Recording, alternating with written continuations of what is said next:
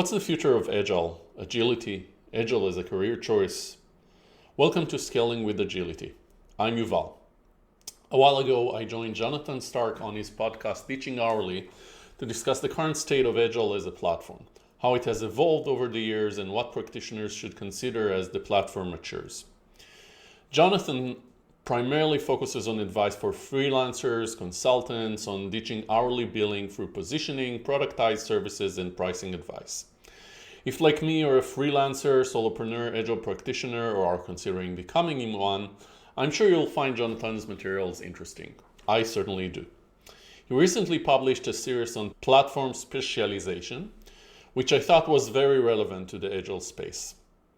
One very interesting of the conversation we had was how to apply Jonathan's advice, for example, the why conversation, if you're an internal or employee Agile practitioner trying to survive or thrive by moving from Agile theater towards a more outcome-oriented, evidence-informed positioning inside your organization or in the market.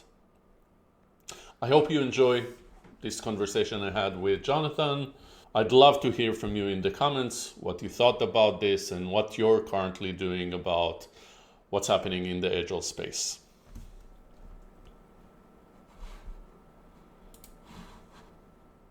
Hello and welcome to Ditching Hourly. I'm Jonathan Stark, and today I am joined by guest Yuval Yaret. Yuval, welcome to the show. Thank you, Jonathan. Good to be here. Today we are going to talk about the status of Agile as a platform and what to do with platform specializations if you want to pivot. But first, Yuval, could you tell folks a little bit about who you are and what you do? In my background, I'm an engineer, developer. I've been in engineering leadership for a while, and I discovered the Agile world back in 2006. And after spending some time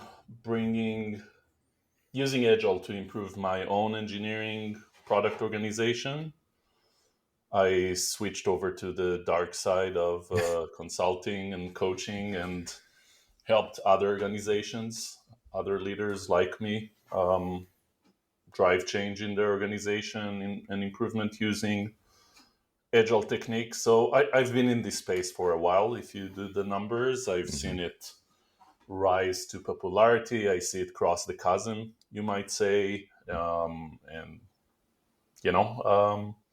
your notes, your recent emails about platform specialization have definitely been interesting to think about from the perspective of what's going on in the Agile world.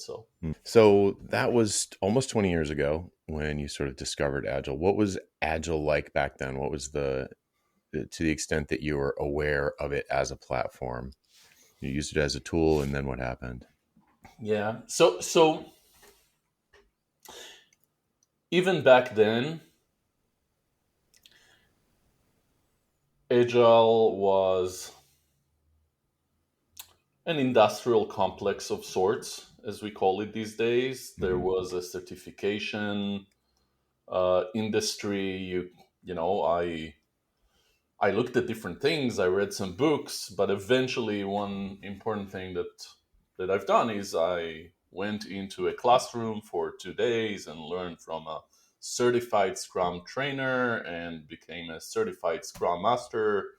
There was a secret handshake, and I left the room being certified to master Scrum and go make my organization Agile. You can probably notice the cynicism as part of that, because what can you do after 2 days? But that was that industry. The people leading, the Agile world figured out a way to commercialize it by focusing on roles that created a lot of success and mass adoption for this industry, because there was a clear thing people could do to jump on the Agile bandwagon, to join the platform. Mm-hmm. But I think if we close full circle to what's going on today, some of what happened with the roles and the certification is coming back to haunt us. So we can talk about that. Yeah. So, okay. And at that time, you were in-house, right? You were in-house at an Yeah, organization I that was was a super VP training. engineering for, Okay, a small technology startup. makes sense. Okay, and then what was that the knowing the secret handshake? Is that what inspired you to go solo? What was, or did you see the trainer and like, ooh, that seems like a good job? Like, do you remember what sort of prompted you to go out on your own? Yeah, the main thing that prompted it was that I noticed that over several leadership positions that I held, in the 2000s, the early 2000s, my interest turned more and more to optimizing the organization and less so to optimizing code. Hmm. And it felt like being focused on, I mean, there's a limit to how much you can do that as a VP engineering of an organization. Hmm. Um, that was my take at the time. Yep. You could argue about that, but in the sort of organizations that I was in, it was a very interesting opportunity to go and impact more organizations, spread the raspberry jam over more organizations from the outside. Okay, so that makes sense. And you did that in what? How long? What year was that you went solo? I didn't really go solo. I joined a firm, Okay. a coaching firm that was 2009. Okay. And I've done that until 2022, essentially. So at one point, I opened a branch of that firm here in the US. Hmm. It was originally in Israel. And I went truly solo 3 years ago. A Sort of lot been, of billable hours, as you might imagine. yeah. And in that period, what combination of things were you doing? Was it just training? Was it a combination of coaching and training, or what was it? Yeah, initially it was mostly coaching, advisory work, helping teams, helping leaders like me before navigate this space of what should we actually do, what does it make sense to do, who should be in which roles. I I helped bring an approach that was more evolutionary in nature and required less of the what you might call these days the process overhead into the clients I was working with. We used more Kanban and flow and less emphasis on being prescriptive with Scrum. I started over time to scale that to training. Hmm. So I built some classes. I started to teach, more formal classes. And over the years, I guess it was a mix of 30% training, let's say 70% consulting, advisory, coaching work. Okay. And so now, a- as things changed over the year, we've sort of alluded to the fact that things are different now than they were in 2006, 2009. What has been the evolution of the agile industrial complex, as you called it? Yeah. What happened over the years is I wasn't one of the first people to go agile back in 2006, but I was still, I would call it part of the early bunch, the early adopters. In the 20 years that passed, agile has become mainstream, you might call it, for most of corporate America, technology organizations and product companies. And this created a reality where the organizations that are currently adopting agile are the late adopters. If you read, Jeffrey Moore, Yeah. the cousin, they need a full solution. they don't want to think too much about how to do this. Some of them, the laggards, are doing it just because it's, we're decommissioning waterfall at this point. Nobody knows how to use it. Sunsetting. Yeah, sunsetting waterfall.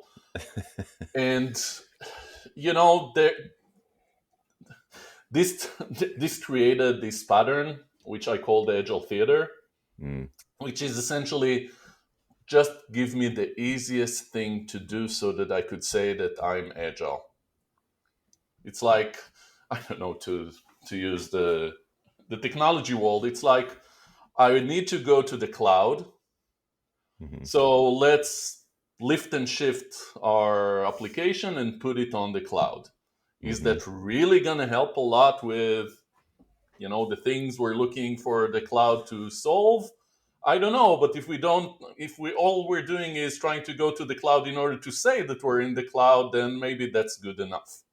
Right. We'll worry about the Amazon, Google, cloud costs afterwards. And that is happening in the Agile world. People are slapping names like Scrum Master and Sprint and User Story and Daily Scrum and product owners, different terms on the way that they've been doing things already. And it's like slap, lipstick on a pig. It's not really creating any impact other than a bad name for Agile. Yeah. And a bad name for people in these roles. And that created an environment where the early adopters for 2006 and even later, they think this is a joke. They don't see value in anything that touches Agile. Agile has become toxic to them. So it creates this sort of dynamic where people are starting to push for, let's call it post-Agile ideas, like a product operating model, and they're starting to talk about, Agile has created a feature factory. You need to go beyond the feature factory to become an empowered product organization, which is true. It makes sense.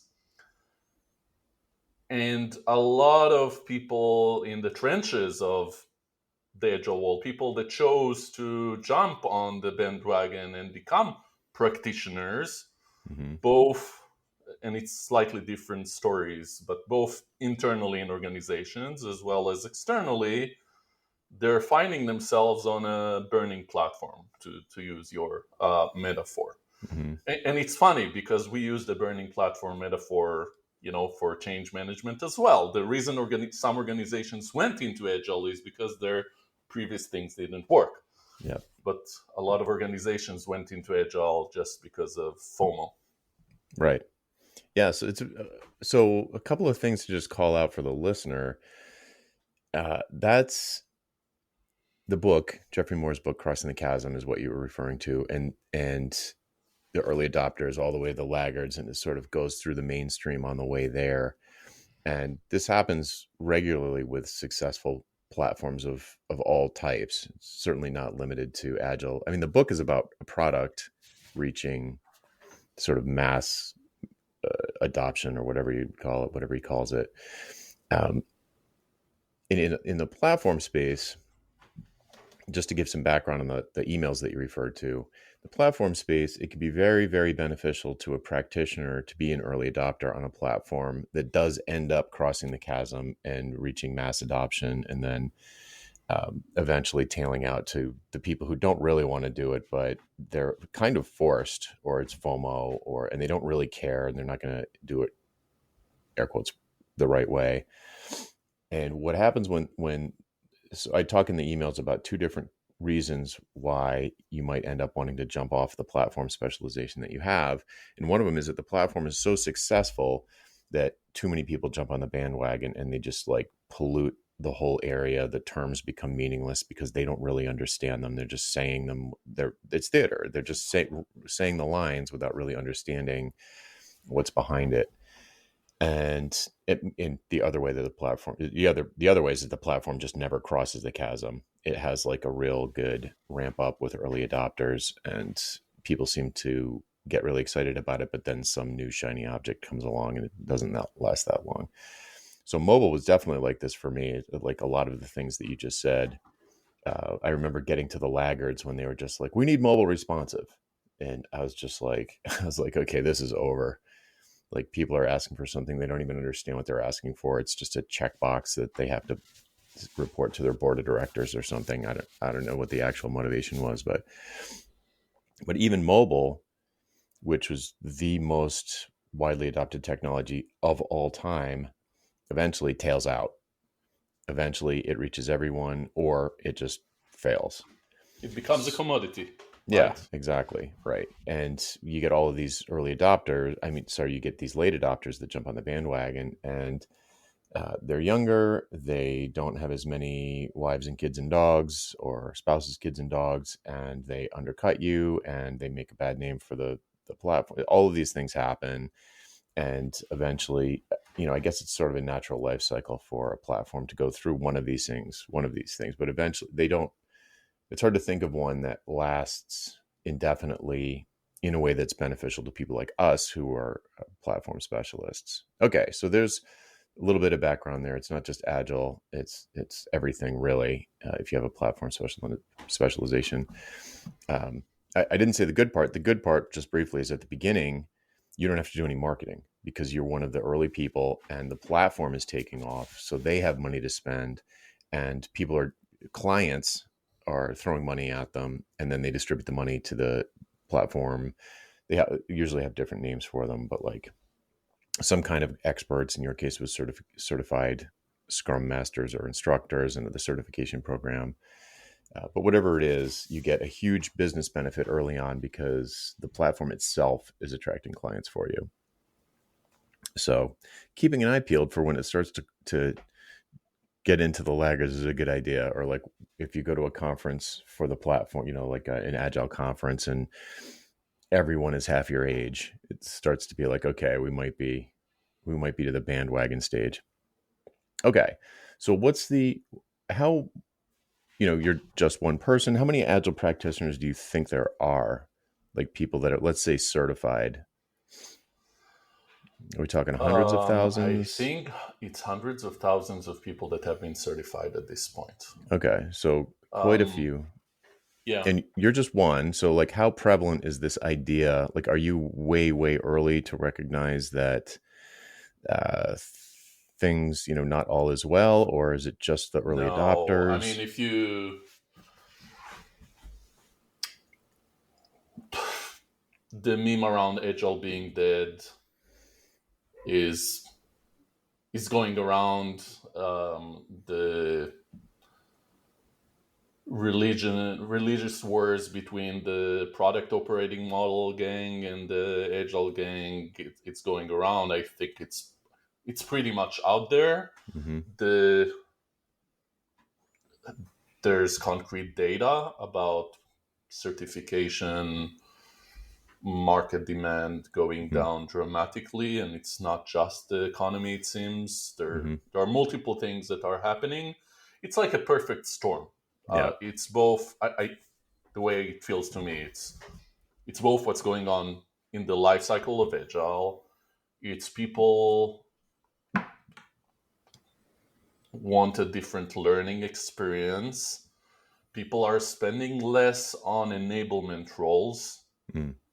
The whole the biggest issue with Agile, I think, or I see, is the over reliance on specific roles in organizations. And Hmm. I wrote last year or 2 years ago, even, I think, about the future of agility is not, or at least shouldn't be, the future of agile roles. In I mean, if you go back, way back to my organization in 2006, I was the VP engineering. I learned Scrum Mastery. Yep. Leaders, the team leads, the engineering managers in my organization, they learned about it, and we did it. We didn't bring in dedicated people to do it. many of my clients, that's my recommendation to them over the years, that the people that should be applying mastery of Agile should be the leaders in your organization. Hmm. That's not the model that big consulting firms use. That's not Right. the model that works for, staffing agencies that want to bring you, dedicated people to do this. And there are other reasons why there were a lot of dedicated Scrum Masters and other roles in organizations. And now that is coming to an end. Yeah. There are fewer and fewer organizations that feel like this is worthwhile. Um, it's a whole interesting conversation, the relationship between what do you really expect would you expect as a consultant to work with one team forever or even for years? Or does it make more sense for you to hop in between organizations and help them in a very specialized or more nuanced manner, Hmm. which makes more sense to me, Right. and is different than the classic Agile approach. Hmm. Okay. So what are you seeing this the sort of, especially the early adopters, the people that sort of see the writing on the wall and saw it early? What are those folks doing in terms of pivoting their business? Are they just like aging out and retiring? Some of them made a killing, um, training people through you know, Hmm. the the bowling alley years of the model, and they can retire and count their Teslas. Um, there there are people that are hunkering down for you know years of change, trying to look at what's the new training modality, what's the new modality of people learning, of people getting help. Um, like I'm specifically looking at, okay, how can I work effectively with people that don't necessarily want to bring in a consultant? They, would a mastermind of people that want to focus on agility be useful to these people? Is it, community-based courses rather than live cohorts? I don't know. There are a lot of pivots to consider, and a lot of the serious people in this space, especially, the let's call it the external players, are doing this. I think it's a lot of the people that were internal are scrambling, like they Hmm. don't know what to do. Oh, right. They People that aren't consultants. They're like Yeah, employees. people that were scrum masters or even agile coaches or Hmm. other, let's call it, dedicated agile roles inside organizations. Hmm. they're they're scrambling to find what to do. Do they This is find that's another an role, yeah. or do they go back to what they were doing before, or do they take on other enablement roles that don't have an agile name? There are a lot of things that those people are considering right now. So that's a very interesting way to think. Like, so let's think about this angle from the internal employee standpoint. So I usually don't think about that. And presumably, you tell me because I'm just going to guess at a whole bunch of stuff and then you can correct me. Presumably, the scrum master, let's say, that's in house at where IBM or something like, uh, they're IBM at is a technology company and a consulting company. Let's go for, I don't know, Bank of Providence. okay, I know Bank of that's not a Providence. bank. I assume that's Yes, not a bank, but let's use no, that rather Old than Stone, one of the old, big ones. yeah. So I'm a scrum master at Bank of Providence. I'm an employee, Hmm. and I've got this title that is no longer attractive. But this is where I'm going to start guessing. But that's just a label on the activities that I do. And one would think that my manager or my boss or whoever would see some value in the activities that I'm doing if they're providing value, and that my title happens to be Scrum Master would be irrelevant in terms of my job security, because the boss knows that whatever you call it, this person is making things run more smoothly or helping things run more smoothly. Now, is the title so poison that that doesn't matter? Yes. Wow. And um, let's rewind a bit. Mm-hmm. The Bank of Providence Yeah. chose to go agile because of FOMO. Okay. McLeod, DeKinsey, whoever, whoever they're working with, convince them that they need to be agile, right? And trainers like me maybe made some good money on training a lot of people in that organization. The neither the organization or a lot of the scrum masters, unfortunately, are asking themselves why are we here? Why are we really here? What's the real outcome? Okay. They're doing theater. There's a lot of, they're doing the theater, and although they're not billing hours, they're doing hours, Mm-hmm. and the organization is waking up to see that there's not enough value in these hours. It's become,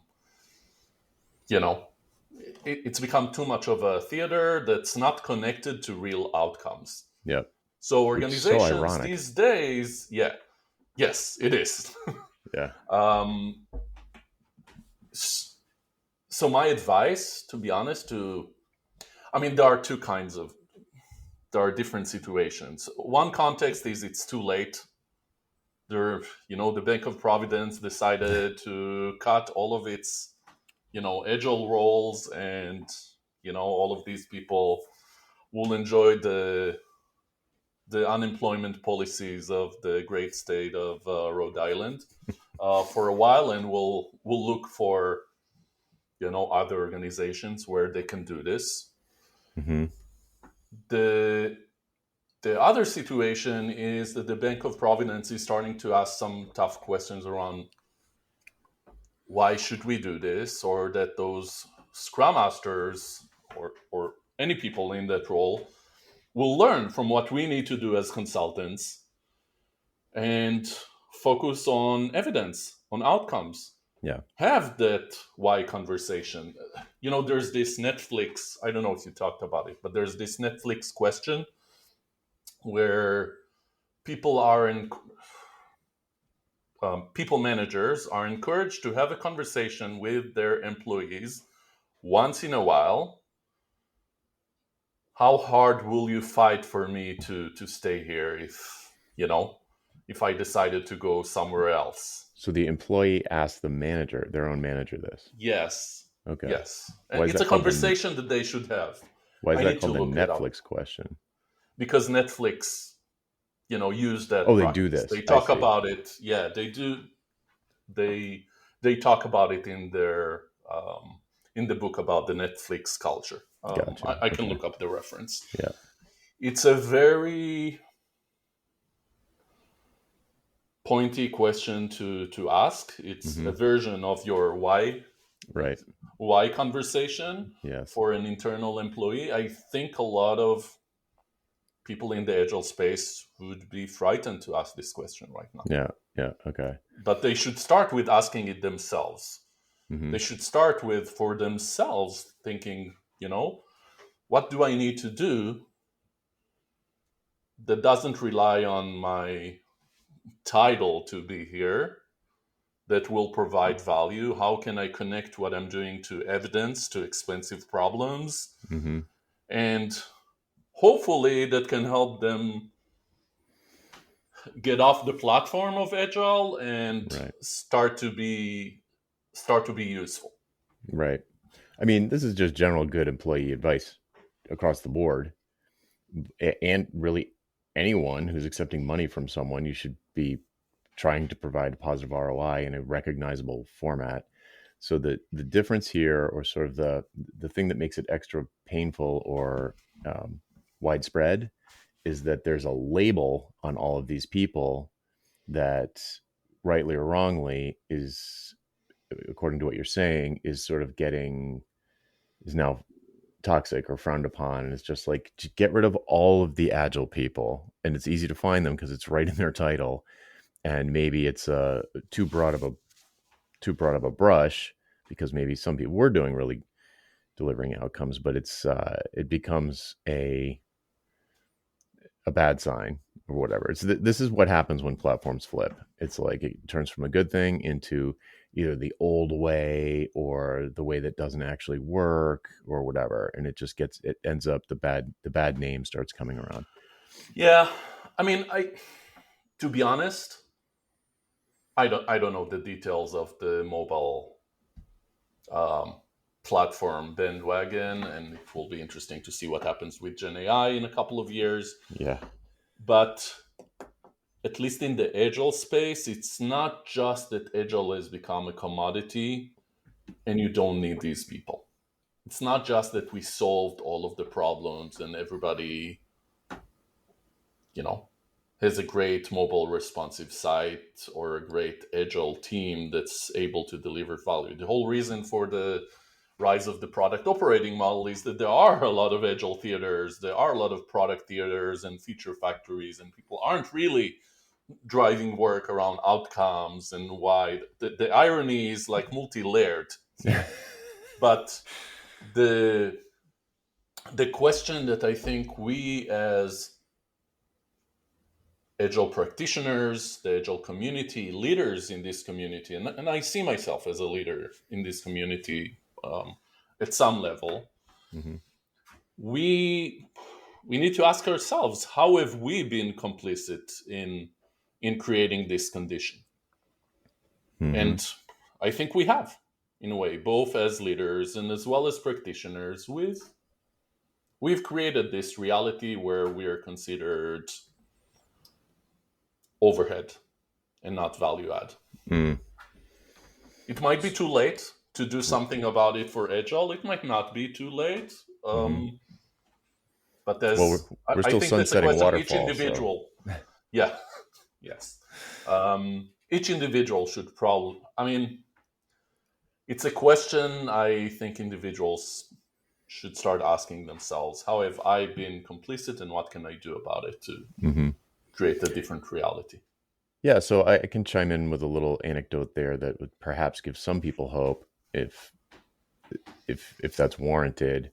But like when I was in 2000, from 2001-ish, early 2000s, for about 4 or 5 years, I was specialized on a platform called FileMaker, and by the time I got I got bored with it. It's a very, it's not a huge, it's not an endless area to learn. It's not that big of a product, and you can learn all of it pretty much on a given version. And so I was getting bored of it, but also I felt like the platform company was making decisions that I just wholeheartedly disagreed with, because back then the web was nothing. Well, it was starting to show signs of being what it was going to turn into. But I was like, the web, this is not a web technology, inherently not a web technology. And and I was like, they should be making decisions to go more in that direction. And they weren't. So I was like, all right, this platform's dead. There's no way it's going to survive. And so because of that and just being bored, I did like a half pivot into web stuff. And I started doing like projects that involved both FileMaker and some kind of web component, because it was horrible at the time. It was horrible with any kind of even small web scale. It was too slow. And so I started learning LAMP stack and MySQL and all that stuff in PHP. And pivoted into mobile when that happened a couple of years later, and that went great. But FileMaker's still around, and I still have friends who make tons of money doing FileMaker development. And you could argue that it's kind of like, well, maybe the talent pool of people who do it professionally as a consultant has gone down because people haven't been getting back on. Like the bandwagon was over for years. It's been 20 years since I left. So maybe now like COBOL developers can make tons of money if you can find one. So it could just be a supply and demand thing. I'm not saying that'll happen with Agile, but if the bandwagon people, if a whole bunch, let's just say a whole bunch of bandwagon people jump ship en masse, like lemmings, see ya, I'm out of here. This was a mistake. All of a sudden, for the people who um, for the clients who do still care about it and perhaps are doing it correctly and getting benefit out of it, maybe there'll be a resurgence of demand. I wouldn't bet on it, but these things and the joke about, we're still sunsetting waterfall. It's like this could last it could be a long, slow decline. That really depends on it comes down to supply and demand. But what's for sure is the early years, the rocket launch of the early years won't come back. There's no way that's coming back. So, I don't know if there's a silver lining in there anywhere, but it could take longer. That this sort of I was a total Chicken Little about FileMaker. I was like, anybody who wanted to hear about it, I was like, this thing is dead. It's never going to survive this, and it's totally. I mean, we're on version 36 or something now. It's like an established technology that runs lots of businesses. It's a little bit different situation than Agile, because Agile is a process. It's not I guess we don't need to go into that. I guess I'd be more interested to find out from you, where do you think the product operating model is the sort of new hotness, and then that'll have a 20-year run, and then that'll cross the chasm and go to the laggards, and people will be like, oh. Yeah. I mean, I don't know about a 20-year run. I don't know that it has enough meat on the bones for what it is compared to, what it adds on top of Agile. The way I look at it recently is it's building on the shoulders of giants. The product operating model is not a totally new thing. If you come to an organization that, somehow got stuck in waterfall and, just left the cave, they would struggle a lot to implement a product operating model. There's only a chance to make the transition reasonable because you are a feature factory. A feature factory is better than an Agile theater. It's better than, what I had in my organization in 2006. Becoming a feature factory was progress.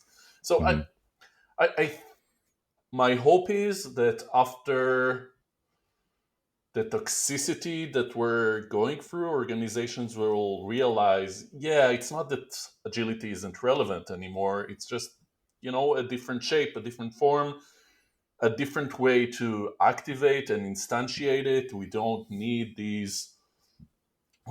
each team to have a role that focuses on facilitating this process. Like we will learn that we don't need a daily scrum, let's say, to manage all of the work, but we might need a different way for people to actually get together and hash through some stuff.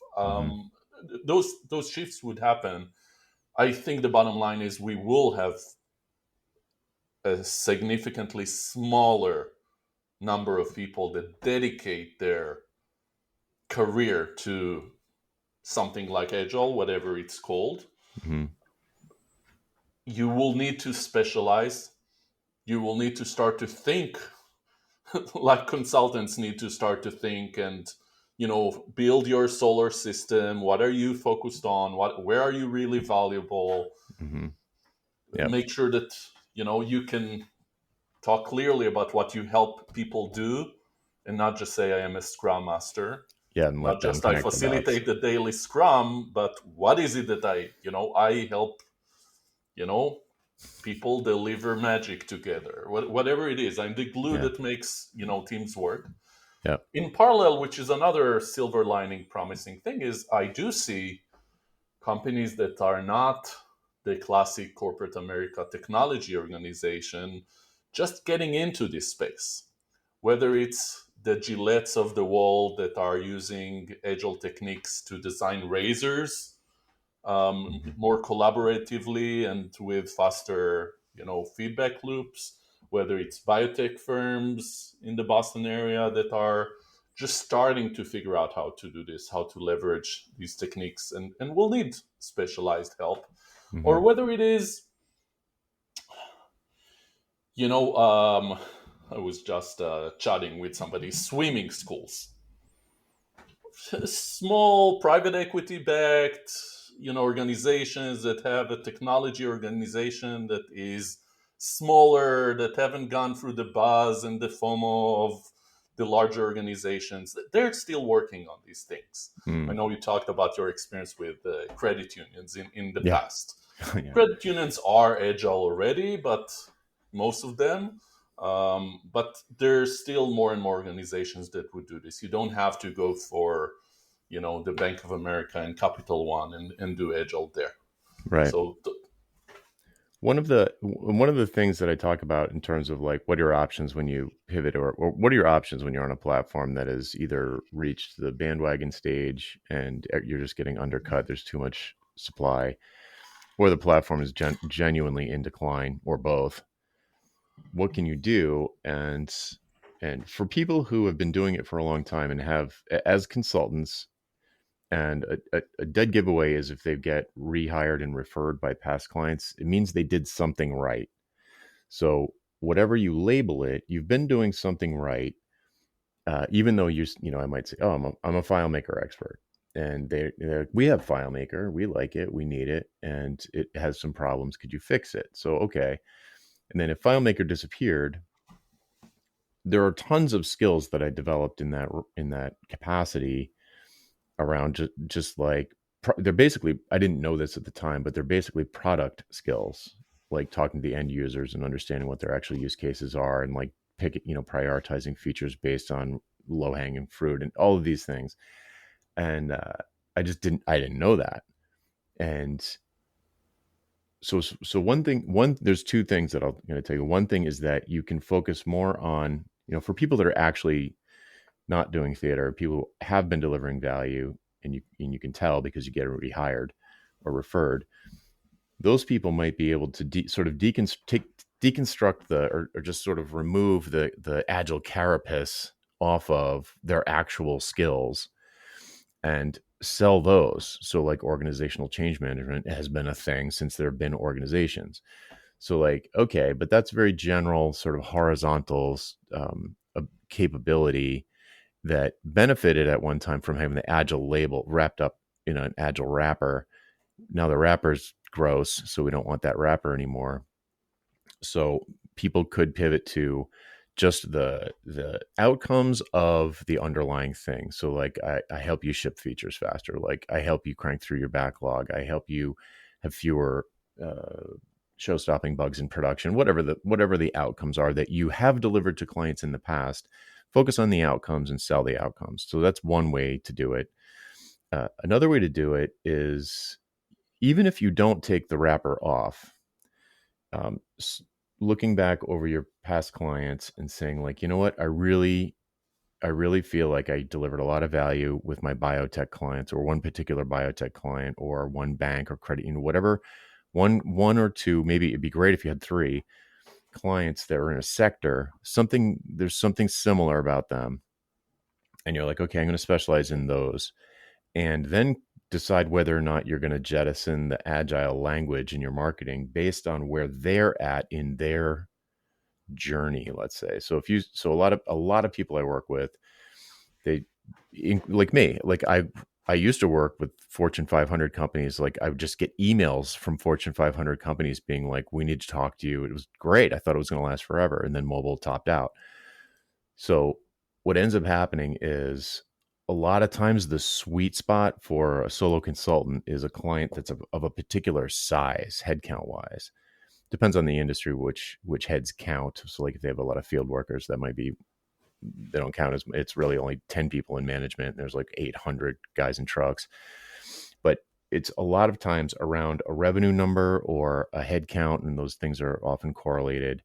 So if they're doing around 10, maybe up to 50 million, and they've got maybe 150 to 250 employees, you could specialize in organizations of that size, maybe not even a sector, or you could pick a sector and say like, okay, companies of this size, they're probably going to be experiencing the kinds of growing pains that I mean, you could guess, if you're experienced and you've been doing this for a long time, you could almost guess what the problems they're going to be having are. And you can also spot them just by doing a LinkedIn search and connect with them, have conversations with them, hang out where they're hanging out, start to change your messaging to the pains that those specific kinds of companies have at that particular phase. Again, whether it's biotech or not, whether it's a vertical or a size, which I would almost call a demographic characteristic. But you could combine those things, but just get more specific and try and niche down into some specific pool of ideal buyers where there would be something like 2,000 to 10,000 of them in, maybe not in your area, you probably work remotely. But so the idea being that the second way is to focus your marketing on these sorts of people. And then whether or not you would shed the platform label would depend on whether or not it was still resonating with this particular group of people. Because like you said, some people don't know it's toxic, right? They're not, just totally not involved with it. They kind of heard of it one time, even though it was from a book that was 20 years old or a friend who's been retired for 10 years. They're like, oh, I guess we should do this. So I think those two things, those two ways, those are the ways that I've seen people get out of a burning platform, like escape the burning platform. The other part of the burning platform metaphor or story is that it's a burning platform in the North Sea and the water is freezing, which makes it a very tough choice.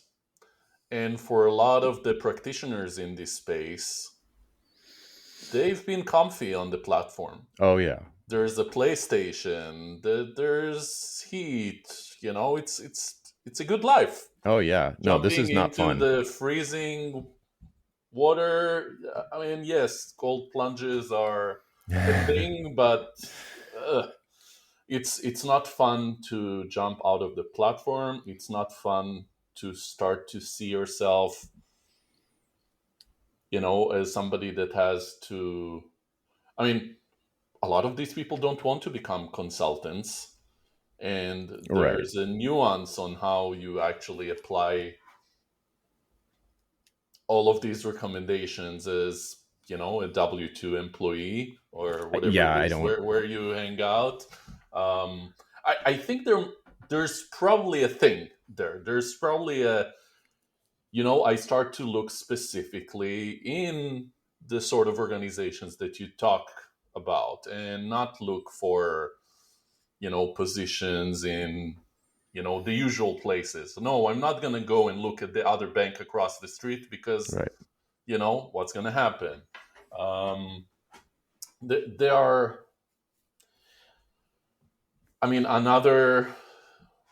what I see a lot of these people do is they actually go for more generic roles, like program management. People that have been a Scrum Master a lot of time come from being a program manager, project manager in the past. So they look back at these roles. And, whether that's the right move or not, it might be a survival move for now, but it's also creating a lot of supply for those roles. So I talk to people in the trenches, and I'm hearing some worrying stories. I mean, there's a chance that this is gonna look like the Midwest, coal towns after. And that people that really want to escape this reality would need to do something proactive to escape it. It's just waiting in these towns and waiting for people to continue to mine coal is not going to help. No. That's, I think, the key message. So do you think that, speaking specifically around this example, do you think that Scrum people in a typical scenario, Scrum people in an organization, do you think they're redundant or are they just ineffective? It depends. Because if they're Some redundant, of them are redundant the way they're delivering value right now. yeah, right. So, Some of them,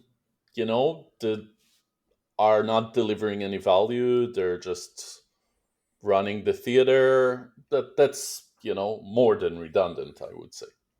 There's some of that going on. There are if some great people mhm, that are caught along with this. right. Um, So here, I guess I'm that thinking that ahead a might couple of years. survive by painting a clear picture on providing evidence and language around what's Right. the value that we're providing. Yes. So I'm thinking a couple years out. Let's just say like all big organizations like lay off all of their Scrum related people. I would be pretty surprised if they didn't hire after that happened. I'm not saying they'd hire the same people back, but if they clean house and they're getting rid of, if even 10% of the people they lay off were adding value and 90% weren't, they're going to probably, I would think, feel a deficiency. They're going to feel really busy. They're going to feel disorganized. I feel like I feel like there would be some downside from doing that, and the pendulum might swing back a little bit. And it'd be very interesting to know if anybody has done this already, if any companies have already jettisoned all their Scrum people, what did they hire next? Because they're going to need project managers or something, or VPEs or something. Like they're not going It to have the happened. dev It's team happened. just. Mhm. Yeah, it's happened in a couple of banks, to be specific. Yeah. Um, But what did they hire the back? They hire back same people. They hire back some of the same people to be more focused on delivery, let's call it, Mm-hmm. rather than improvement. Mm-hmm. Um, that's part of the picture. I I also see organizations that generally are taking the approach of we don't need that many people in agile roles, in enablement roles in general. Yeah. We need to be much more strategic in how many people we have in these roles, creating, let's call them platforms inside the organization. Product operations is an example. Yeah. I Product mean, of I'm not. organizations are building a product operations capability, but they're not saying each product manager should have a product operations person next to them. That's not scalable. Right. The part of the issue with Agile is that it's not really scalable. Having so many people doing this, but you still need the smart organizations are realizing there's some level of expertise that you need in a large organization to still do this well. Mm-hmm. Small organizations might not need a person on staff, but might need somebody, like me on an advisory retainer as a second opinion for doing things to drive things along instead of Mm-hmm. having people internally. I think part of the maybe the positive thinking around this is that this isn't the age of big consulting anymore. Mm-hmm. This is the age where smart organizations connect to people that have a very clear value proposition, helping them fix agile and make it something that's more of the valuable being agile organization than the theater, and they know to pick and choose who to bring into the organization, who to work with. And if you want to stay in this space, that's something I believe you really have to start. You should have started thinking about this months ago, but the best time to plant a tree was 5 years ago. The next best time is today. Yeah. Exactly.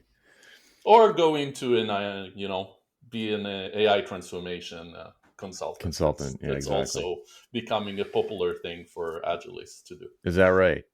Well, Yes. it's the next, yeah, it's the next hype cycle, right? So Yeah. jump on that. Yeah. I mean, there's some sense, cynicism aside, there's some sense to that as well, because, when you implement something like AI in the organization, it's not just the technology, it's organizational change management, to go back Mm, to your previous point. What yeah. do we need?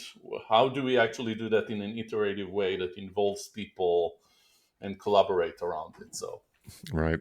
develop your company using product techniques is, I think one of the future frontiers.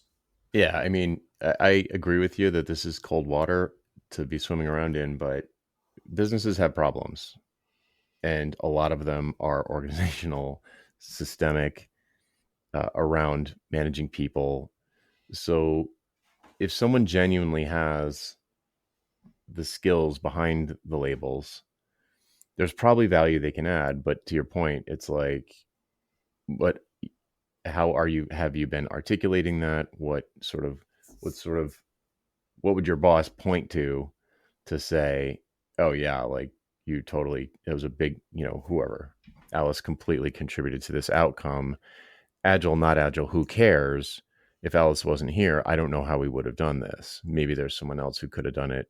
Who knows? Probably, maybe, who knows? But Alice did earn her salary that year, basically, is how they're thinking about it. So it's not like it's not like companies are going to let go all of their scrum people and be like, now we have no problems. That was the last problem we had, was we were paying too many scrum people. So there's something there, and for folks who are inside organizations, there's something there somewhere. Maybe you're not well positioned to help them with it, but it would be great to at least recognize it and say, like, okay, maybe this is the next thing I can do. Maybe, like, well, when you were VPE, and you felt like you could have a bigger impact if you were sort of operating at a more strategic level or a higher level than just managing an engineering team. And maybe that's another, in theory, for an employee. I'm trying to think like an employee now. If you noticed something internally that was a little bit higher level, maybe, or adjacent, that was like, you think was a really big problem in that organization, maybe that would be a next thing for you to do. Maybe that problem exists in lots of organizations. It probably does. So, deciding what to pivot to is like, it's kind of hard to say. It's like or you're or looking at a for, minimum in your organization, connect to the real problems. Know what is yeah, the while you can. most expensive problem for your organization right now. Connect to working on that problem, and if you're working on that problem and you're showing traction, you have a better you have better odds of survival, I think, from what I've seen, than Hmm. people that are just in the periphery going through process overhead. You just gave me a Rolodex moment, actually. Another student of mine just put together a video course that's kind of like, for people in tech who are career people, about how to, I think it's called Unblock Your Career. And it's not for people who want to go out and be consultants or whatever, but I just reviewed it for him, and it's great. It's like really, really good. So for folks who are listening to this that are in the internal, W-2s or whatever, I'll put a link in the show notes to that if it's ready. I think it's ready. I think it's published. But that it's exactly it's very similar to what you just said, where it's like, talk to your manager. How could I add more value? You just talk in a way that is much more consultative, and it's going outside of your job description almost certainly. But yeah, that's very cool. I'm glad that occurred to me, because I feel bad for those folks. I don't normally think about employees, so I feel I don't want to leave people high and dry. Every employee is a future consultant, Jonathan. Yeah, Not every yeah, one of them, but you know, it's like Hormozy, helping people get to $10 million, and then they become his clients. So. right. Yeah, yeah. It's next up, how to become a consultant. Okay, so this has been great. Do you have any closing thoughts, or is there some place people could go to find out more about what you're doing and your thinking on this subject? Yeah. two places. One is that article about the future of agile roles and agility. Mm-hmm. The other piece that I think would give people a good framing for some of the things we discussed is this new. I've been playing with a private podcast thing. Yeah. If you're listening to this, you're probably a podcast fan. So, how to this whole landscape of agile theater and feature factories and now the product operating model, what's the relationship between all of these things and how to navigate this space? And it's designed for product and engineering leaders. I think any agile practitioner would do well to start to think, from the perspective of these personas. And even if you're not a product or engineering leader, you will probably find that useful. Yeah, that's a We'll great share the idea. link in the show notes. Yes. Great. All right. Well, thanks for joining me, Val. Thank you, Jonathan. All right, folks, that's it for this week. I'm Jonathan Stark, and I hope you join me again next time on Ditching Hourly. Bye.